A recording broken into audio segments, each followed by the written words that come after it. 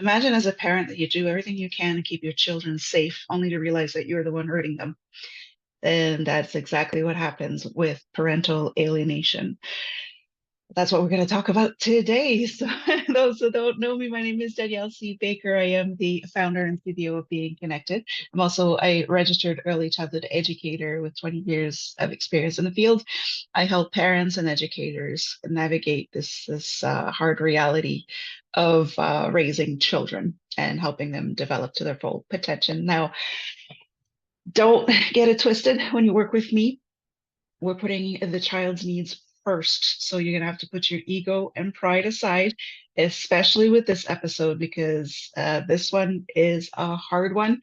And no matter which side of the parental and alienation you are in, you are both in the wrong. So you're going to hate me today, and I'm okay with this. So let's get to it.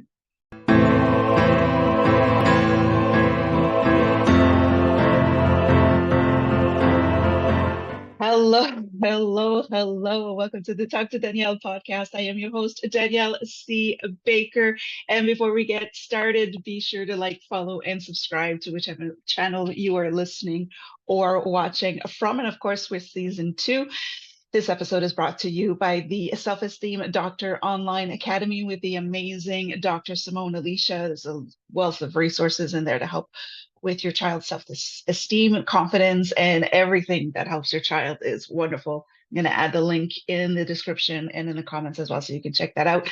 Now, I'm going to jump right in and making a really short intro today because this is a hard topic. And I will be honest with you, this is my third attempt at recording this episode. It is quite challenging in trying to point across, and I've also got some glitches starting to think I'm not supposed to do this, but I'm going to do it. It is a very, very serious topic. I've seen it both personally in my family dynamic from birth, and I've seen it as a professional as well with over 20 years experience of watching and observing what happens to a child when they are stuck in a parental alienation situation. And I also want to apologize ahead of time. Alienation and any variation of that word is very difficult for me to pronounce in English for some reason. It's one of those words that I just can't get my tongue around it. So bear with me. I may butcher those words. They're still very important and they have a lot of meaning. I just, for some reason, I'm not able to pronounce them. So for those, I actually am going to start by, because this episode is about the impact on the children, the first part of this episode will be about what happens to a child when they are stuck in a parental alienation, here we go, situation. And then I'm going to talk to both sides of both parents and what your role is in that and what you need to do to get yourself out of that, whether you're the alienator or the alienated. And so for those who are not quite sure what parental alienation is, it is basically when one parent turns the other child, their child, so a parent turns their child against the other parent. And this is where I'm going to trigger a lot of you. It's for your own personal gain. You can have all sorts of reasons. You're originally maybe wanting to, uh, keep your child safe. But when it comes to turning a child against the other parent, it no longer is about protecting that child from the other parent. And so it's for your own personal gain. And we're going to get into that. It is purely a manipulation tactic. And most of the time, the children will get caught into a triangulation dynamic, which is in itself a form of abuse. So let's get this clear. Parental alienation, no matter what your situation is, once you start turning a child against the other parent, it is purely abusive behavior. And this is where I'm going to trigger a lot of people. So before I go into, I'm going to explain why it is abusive behavior. It is full on abuse, no matter which side of the parental alienation you're on. And before I go on, you're going to have a lot of yeah, but I work with a lot of people on this, and that comes out. Yeah, but in my situation, yeah, but in this situation, yeah, but you don't understand what this other parent is doing. And I'm going to stop you there. If you are throughout this episode, keep having this yeah, but in your head, just know that you are an abuser. You may not know it, but now I'm telling you, you are. Because again, parental alienation is a manipulation tactic. You're using your child as a pawn, you're turning them into a puppet. And so the yeah buts, you can say all you want in the comments, but just know that there's something there that you need to work on so that you are not putting your child into a abusive situation or an abusive environment. So that's what it is for a child. Now, again, I'm going to say in a situation where you are in danger and the child is in danger, so the other parent is extremely violent, extremely abusive, you need to do what you have to do to keep your child safe. I'm not disregarding that at all. I've seen situations, I've lived it personally with a friend of mine where she called me up in the middle of the night to say, he just called, he's on his way. He says he's going to chop me and the baby up and throw us in the river. You need to do what you have to do to keep your child safe. What happens with parental alienation is that you keep dragging it on. It's like a smear campaign now for the other parent. So just know that if you're working really hard at keeping the other parent out of the child's life, you need to stop talking about them. If they don't exist in the child's life anymore, then stop mentioning them, stop bringing them up. It's over. So if a child keeps asking you, whatever happened to mommy, whatever happened to daddy, what's going on, they start asking questions. All you need to say is, it's right now, it's just not safe to have them around. That's it. No explanation, no big, you know, pleading your cause. You're not in court with your child. You don't need to prove your side of the story. You just say at this moment, it's just not safe. And if they're a little older, you say if this changes, if you're in mediation or whatever, you could just say if this changes, then we can see what happens. Especially for children who knew the parent, the other parent very well, they were attached to them. Just say that right now it's just not safe for them to be around. But if that changes, we'll see. That's it. You don't need to tell them what they did. You don't need to tell them how rotten they are or how rotten you think they are. You don't need to tell them how they hurt you. That's abuse. Protecting your child from violence, that is your duty as a parent. But dragging it on and smearing, going on with the smear campaign, that's abuse. That's the difference. So for a child, what happens when they're caught in that kind of situation, no matter what the situation is, the one I gave you is very extreme, where the child's life and the mother's life is in imminent danger.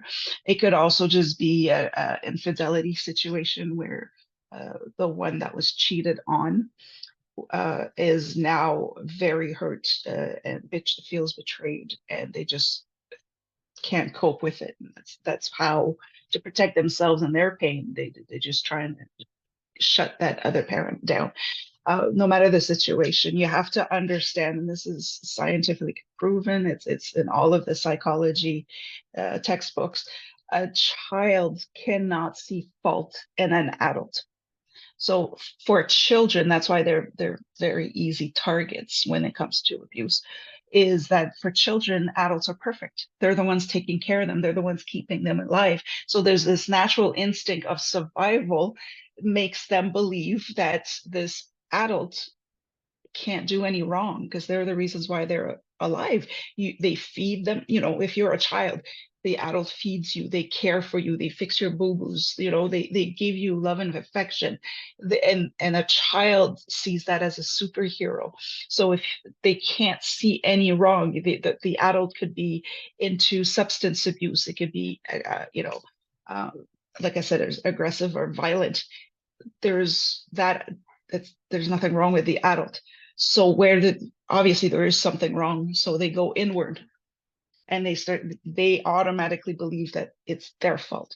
They did something wrong. The parents were getting along just fine in their heads. The parents were getting along just fine before they came along. So now they believe, because they're being torn for both sides, they believe that it's their fault. If they hadn't been there, if they weren't alive, the parents wouldn't be fighting. The other parent wouldn't have turned bad. or would have developed bad behaviors. Now we know this isn't true, but this is what goes on in your child's mind. This is what you need to understand.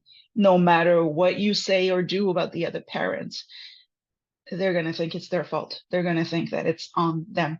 So this is the impact that parental alienation has on a child, is that they are going to keep thinking, what's wrong with me? Why am I so bad? And then they're not going to be able to find the reason why, because they haven't done anything bad.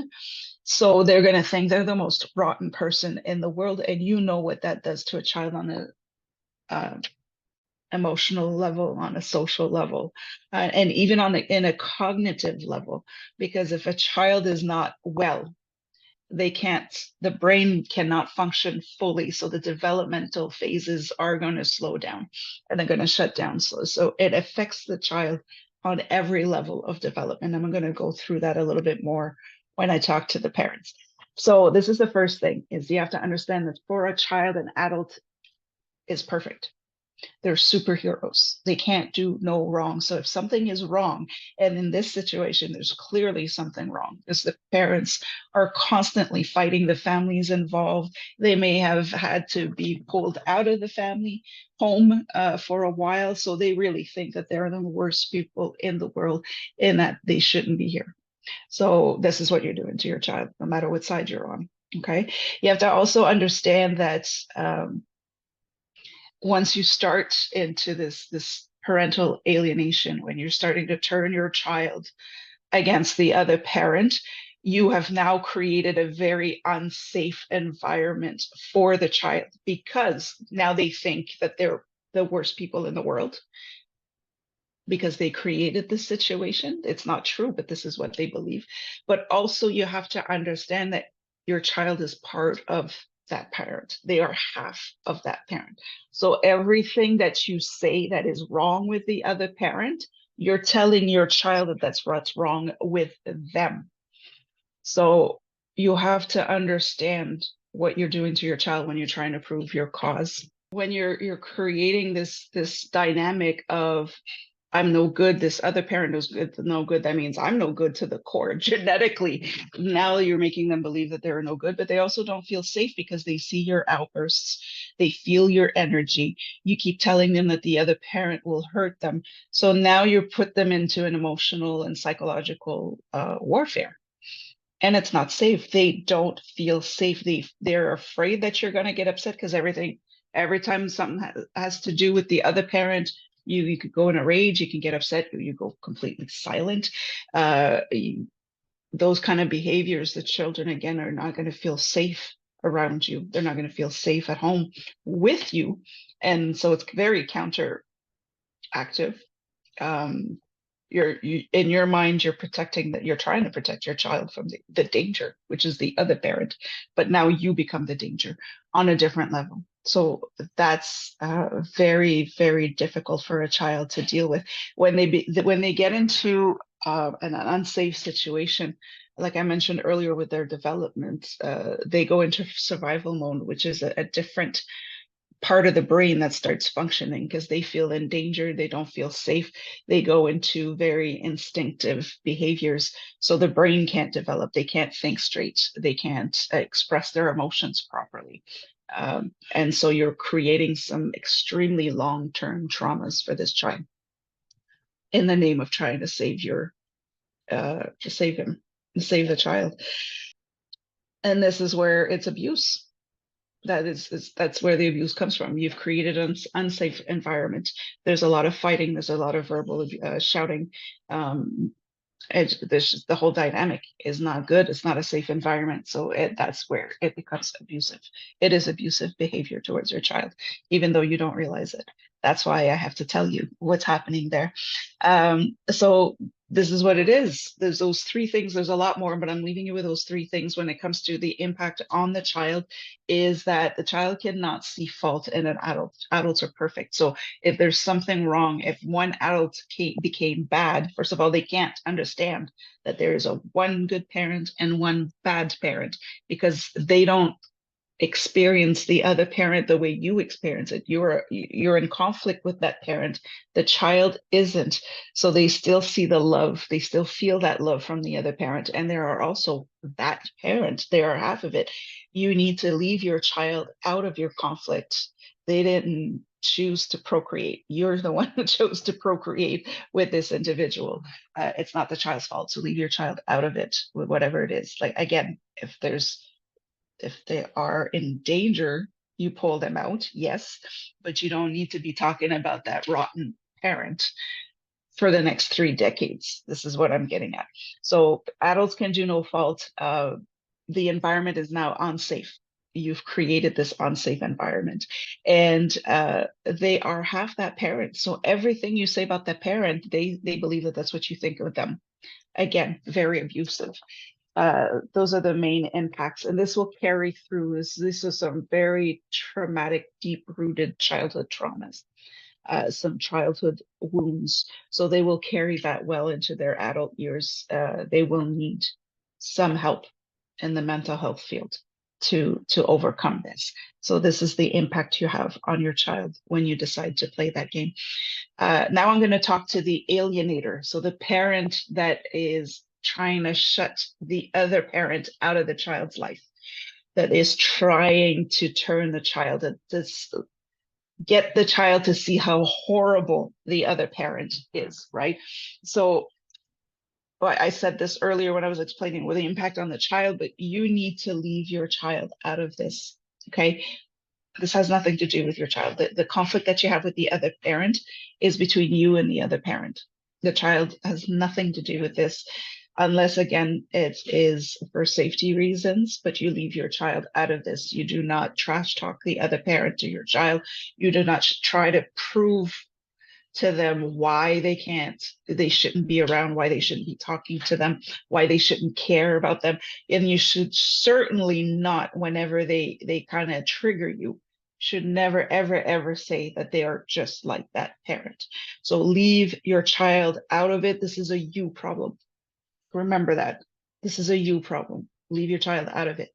And like I said, you keep it short. You don't need to explain anything. It's just not safe to be with them right now. They're not a jury that will decide what the verdict is. They are your children. So, show some compassion there. They're going through a lot as well. They're just not telling you anything about it.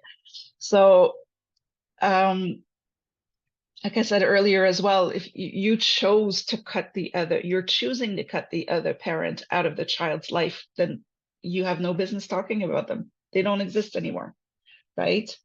This is what I mean by the manipulation tactics and the triangulation dynamic and the abusive behaviors.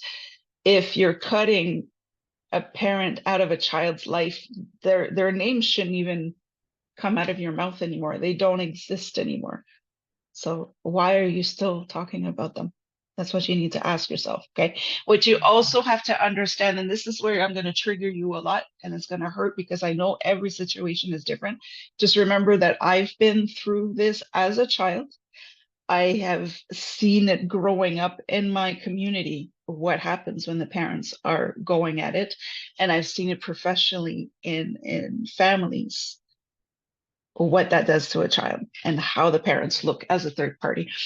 What is happening to you? The reason why you feel so compelled to drag this parent through the mud and turn your child against them is because you have a very deep rooted childhood trauma that has been triggered. No matter what the situation is, obviously, if your life has been threatened, that would be a trigger no matter how your childhood was. But if you were cheated on, there's so many scenarios, it's triggered something in you and it's coming out. So you're going to the parental alienation is a defense mechanism. You're projecting your childhood traumas onto the other parent and onto your child. So that's a hard pill to swallow, but I know that that there's something there.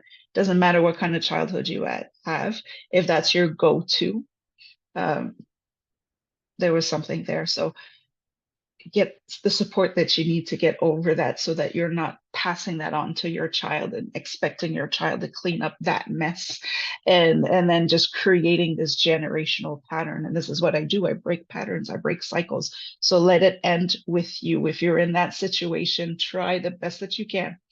Take a step back and say, this has nothing to do with my child, and this ends with me. Take care of yourself so that you can take care of your child. Leave the other parent out of it, leave your child out of it. It's certainly not your child's role to clean up your mess. You also have to remember that what you say about the other parent when you're angry and hurt and betrayed, your child is going to think that you're saying that about them. So whatever you think about your parent, the other parent, I mean, your child, you're saying it to your child. That's what your child believes, that you're saying that to them because they are part of that parent. Whether you like it or not, you procreated with this person. That is another one of them, and it's not their fault if you're angry at the other parent. So, and that child is certainly not that other parent. So watch what you say. You can vent with your friends, you can vent with your family when your child is not around. This is why in the family courts now, with the custody papers, so the custody reports, it does say that a parent cannot say anything bad or negative about the other parent. It's actually in the law because it is abusive behavior. And the law is to protect the child when it comes to family law. So just remember that you have a deep-rooted trauma that you need to work through so that you're not passing that on to your child. And everything you say about the parent, you're saying to your child. You're telling your child that's who they are. And you now have created an unsafe environment. So in your quest to save your child from an unhealthy family dynamic, you have created an even more unhealthy dynamic. I will explain to you the impact on a child. This is, I don't think I've ever shared that with anybody except for my sister, obviously. But my personal experience, I will remember from there's this one incident that happened when I was about 8 years old, maybe 7, 8 years old, around that time, that shocked me. And I'll explain why. Um, it was on the weekend. We were meeting up. My mom, there was a meeting point where our dad was picking us up for the weekend. And I don't know what happened. My sister and I were in the car, and my parents just blew up. So they were just shouting, screaming, like, out at the top of their lungs outside. And my sister and I were just waiting for the storm to pass. Obviously, it would have been, you know, something that we were used to at that point. And they were just shouting and shouting and shouting. And then my dad came in, just like huffing and puffing. And he just took a deep breath and he just told us, said, I'm so sorry you had to see this. I promise you, this is the last time you get to see that. And it hit me then at the age of 7 or 8 years old that that behavior was not normal. That's what hit me. It wasn't the fact that my parents were fighting. It's not that they were shouting, calling each other names. It wasn't the fact that my father was apologizing for something that he had done. It was the fact that at that moment I realized that that behavior, that dynamic in a couple was not normal. And I realized then that this entire time I thought that that's what relationships were. So when I say the impact is deep, deep, deep on a child, you're showing your child what to expect out of a relationship when they grow older. And it's rough. It's really rough. So just keep that in mind. This is an example from my own personal. When this is your normal, when your parents are constantly fighting and shouting and screaming and sometimes, you know, lay hands on each other, to a child, that's the reality. That's their normal. So when you take them, the trauma happens when you take them out of that environment and they realize that that was not normal. And now they think they're even dumber than they already thought they were, because how could they have thought that that was normal? What's wrong with me? Why am I so dumb to think that this would be normal? So there's a whole psychological thing going on there that you don't want your child to go through, or you probably went through it yourself, and this is why it's transferring over into your relationship. So just keep that in mind. If you're the one being alienated, um, you have to understand that you can't take it personally. Now, there's two scenarios usually. The one that's being alienated is either the abusive, violent, corrupted one, right? You are a danger somehow. You've made some bad choices, all right, in your life, and now your child needs to be pulled away from you for a little bit.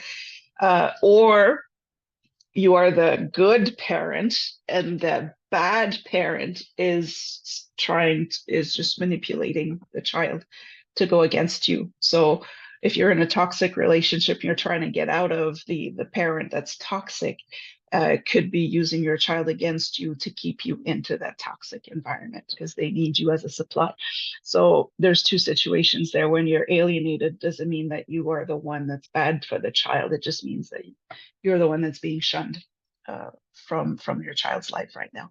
So you have to understand that the parent that's doing the alienator is saying a lot of stuff about you, and the child is hearing it. And their child will come back when you do have contact with them. That may come out of their mouths, right? So if you get that feeling that the child is judging you, that there's a sense of superiority over you, or that they just flat out don't want to talk to you because they think that you're no good, just don't take it personally, because right now you're not interacting with your child. Your child has become a puppet, like a ventriloquist act. They're just an empty shell, and whatever's coming out of their mouths is the actual, it's the other parent talking through their child.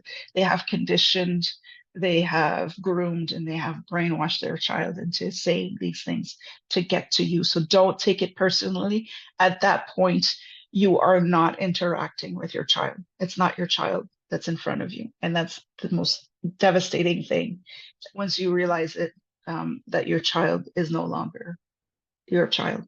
It's no longer a person. It's a puppet, a pond, whatever you want to call them. So you don't take it personally. Also, don't take it personally if the child chooses. If there's an opportunity where the child can choose which parent to go with, and they choose the alienator, don't take it personally. Most of the time, the majority of the time, the children, when they're put in this situation where they have to choose, and that's another manipulation tactic, and it's another abusive behavior. When the parents sit the children down and say, okay, who do you want to live with? Mommy, daddy, whatever. First of all, the child can't make that decision because they're in survival mode. They can't make decisions. They can't solve problems. If it's with the courts, they don't have a say. They don't have a word in it either. But if they choose, most of the time they choose to go with the alienator because they don't feel safe, and they're afraid of the consequences if they choose you.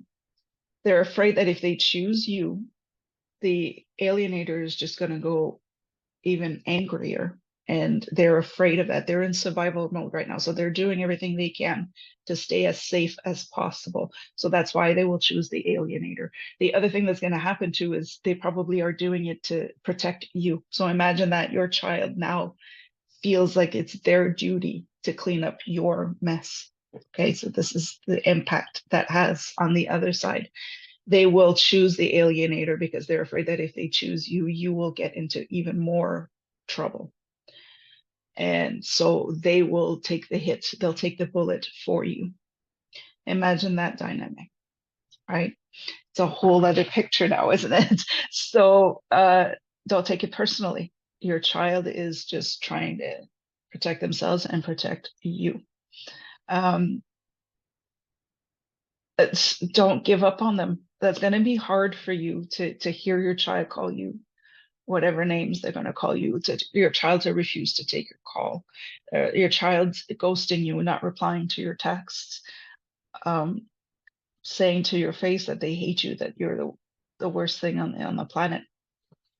A lot of the times after a while, when you try and try and try to have contact with your child, but they just turn you down, they shut you down, you're going to, at one point, you're going to say, well, that's it. They don't want me around. I'm just going to step down, uh, you know, and that's one of the worst things you can do at that point, because again, don't forget that your child doesn't hate you. They just have to play that game. They're wearing a mask. So if you're stepping down at that point, if you give up because they're not returning your calls, or you give up because they don't want to come with you on the weekend. Um, Now you're creating abandonment issues with the child. You gave up on them. No matter what, they were trying to save you, and you turned your back on them. You gave up on them. So stay consistent. You're gonna have to put in the time. Keep sending those happy birthday messages. Keep telling them that you love them. When there's something, maybe you're not allowed to go to the school functions or the competitions or whatever. Send them a message to say you're proud of them. Keep doing it, even if it's dead air. Um, keep doing it. Time has a way of showing a child the truth. So it may take years, it may take a couple of decades, but believe me, your child at one point will understand what happened, and they will see the truth, and they will appreciate the fact that you never gave up on them. So just remember that you don't want to create on top of all the other issues that are being created for this child. You don't want to be creating abandonment issues either. Okay, that's going to be harder for them later on in the years. Seek help, get the help. There's some serious trauma that is happening for your child that's going to carry through well into the adult years. Seek help in the mental health field to see how you can, first of all, work on yourself. You also have issues. To get yourself into that kind of situation, there's something there that you need to work on. So get the help that you need, get the support that you need. If your child needs more support at school, if your child needs psychological evaluations, or yourself, check on yourself. If you did have a bad moment, if you made some wrong choices, work on those, clean your mess, get your shit together, right? That's the best thing you could do for your child, to show them that you do care about them. Okay. And show them that you are a good person, that you've made some bad choices, some bad decisions, but you are a good person. If you're the one that's being targeted from the toxic parent, to be manipulated, then stay consistent and get the help that you need, again, from your past traumas, to understand why you got yourself into that kind of relationship to begin with, and show your child that you do care for them, and that you're there for them no matter what. So either way, get the help that you need. For the parent that's being alienated, you work on changing some of the behaviors. You will often get blamed for things, very, very trivial things, kind of petty sometimes, like, oh, he brought the kids outside to the park without a jacket on, and it's, minus a million degrees out, and we've heard them all. Or they just put the kids in front of the TV all day. They don't take care of them. They don't do anything with them. They just sit and play video games all day. You're going to hear things like that. So change the behavior a little bit. Go to the park, bring a jacket, um, pack an apple in the lunchbox to make sure that you're healthier, and just have those family dinners at the table. A little bit of time together. That's not screen time, if that's what you're being accused of. So make the effort to change some of those behaviors, because if you end up in court, the courts in those kind of situations are going to want to see parental cooperation, right? Not parental alienation. So if they see you making an effort into creating a safe environment for your child, this will be helpful for you as well. Um, One thing, this is what I'm going to leave you with this on this one, my dear alienated parent. Do not attack the other parent. The other parent is attacking you. And don't reciprocate. Don't go tit for tat. Okay. Do not do that, because now you're creating that triangulation tactic, and it's only your child. This is what I call a lose lost situation with the triangulation. Lose lost situation. So parent, the alienator loses, the alienated loses, and the child is lost. So it's a lose lost. You've lost the child emotionally, you've lost the child psychologically, and you may have lost a child physically as well. So do not attack the other parent for that reason. for the other reason too is don't forget that the alienator, the reason why they're turning your child against you is because they were triggered by something in the relationship. There's something in the relationship that triggered a childhood trauma. So whatever that is, even if you don't understand it, your presence in the relationship triggered a childhood trauma that led to this.